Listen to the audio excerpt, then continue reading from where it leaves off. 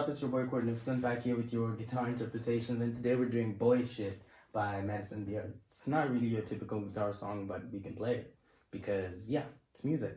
Anyways, make sure your guitars are started tuning, put your capo on fret number 4, and we're playing the following chords. So the first chord is an E minor, and then F to G, E minor, so that's down, down, F, G, down, down on E minor, F, G, and for your the verse and whatever, you're playing on your 3rd fret, right? On your 3rd string, sorry, play 1st fret.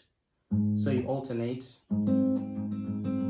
That's 6 3 6 3, right? And then you go to, so this is F, but you remove these two. Then you're left with strings 6 and 3, sorry. And then you shift that to G, which is F in frets 3 to 5, and remove these two again. So E minor, F, G, E minor, F, G.